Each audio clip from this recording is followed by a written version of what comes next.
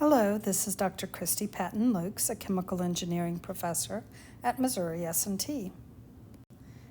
We are continuing our study of Chapter 4 on entropy, and we are looking at an example for using the second law written as an entropy balance. In this example, we're going to be studying steam traveling through a nozzle. Steam is going to enter the nozzle at 3 bar and 70 degrees C with a velocity of 20 meters per second. And the nozzle exit pressure is going to be 2 bar. If we assume the process is reversible and adiabatic, so reversible now tells us that S generated will be 0. Adiabatic means that Q with the surroundings will be 0. We want to first write the simplified first and second law balance equations. Let's begin with the first law equation. The first law is Q plus W is the mass flow rate. There's only one stream in and out, so that's in common, times the enthalpy difference, the kinetic energy difference, and the potential energy difference between these. Now, they've told us that Q is equal to 0, so that can go away. There are no moving parts. No moving parts means that the work will be 0. The next thing I can assume is that there's no change in height. A nozzle is small. No matter how you orient it, really not going to get that much of a height change. So that difference there, I will assume, is 0. That leaves me, therefore, I can divide through by the mass flow rate, and I'm left with the specific enthalpy out minus the specific enthalpy in, plus 1/2 the velocity out squared minus 1/2 the velocity in squared. That sum is equal to 0. Now, in this particular case, I have a lot of information about the inlet along with the steam table here, so I can find this information, and they told us the velocity at the inlet, but I only know the pressure coming out, nothing else, and I don't know the velocity coming out, so I have 2 pieces that are unknown. So this is not ready to solve. Next, they asked us to write the simplified first and second law balance. Let's look at the second law balance.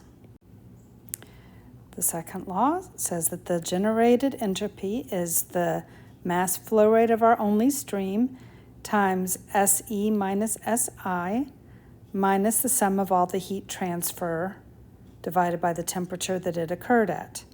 Now, in this case, Q is equal to 0, and S gen is equal to 0 because it's reversible.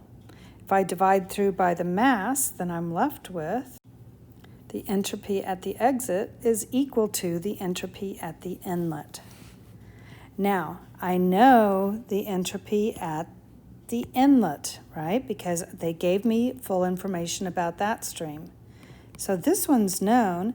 SE is not known, but it's equal to the other. So therefore, I'm going to want to start my solution by looking at the second law. Now, this is an example that says why it's so important to write down all of the equations that you know before you begin solving. Because if we started with only the first law, that would have been very frustrating, correct? We don't know enough information. But when I come to the second law, I see that that's going to adequately define my exit state. So now let's continue this, because the next part is, what is the exit temperature? Well, I know that SE equals SI.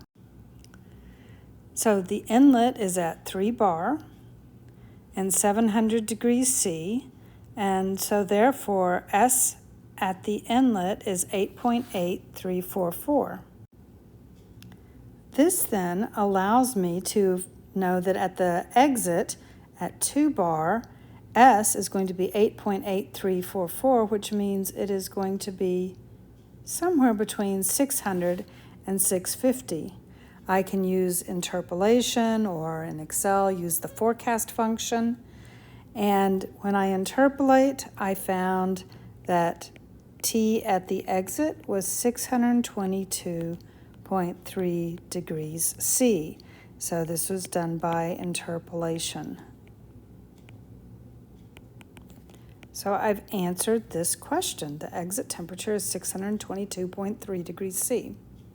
I also can use that same interpolation because I know I need the enthalpy at the exit, and I can interpolate also to find that the enthalpy at that exit is 3754.3 kilojoules per kilogram. Now we want to know what is the exit velocity. So this is the first law. So let's rearrange the equation we had developed earlier. Check your algebra, but the exit velocity should be the square root of twice the difference between HI minus HE, the specific enthalpies, plus 1/2 the inlet velocity squared. Now we need to be very careful with our units here as we substitute things in. We are looking for meters per second, so under the radical I need meters squared per second squared. The square root of a kilojoule per kilogram is not a meter per second, so let's be very careful. We'll start by substituting things in. So HI was 3928.2. HE is 3754.3, we found by interpolation. Those multiplied by 2 in kilojoules per kilogram. And then the 1/2 VI squared is multiplied by 2, so therefore it's just VI squared, so 20 meters per second, and I'll square that quantity in the units. This isn't quite ready to go into the calculator, however. So I need to remember that I have that conversion factor that says 1,000 meters squared per second squared is equivalent to 1 kilojoule per kilogram. Now then, all of this is in meters squared per second squared. Going to be taking the square root of this, and I find that the exit velocity 590 meters per second. So it's a very huge increase in velocity. Now, are you going to see that in practice? No. To be reversible, it had to be frictionless. I know that there's friction in my nozzle. So this is going to be an overestimate. But I needed that in order to define the second state. So this concludes this example. Thank you very much for your time.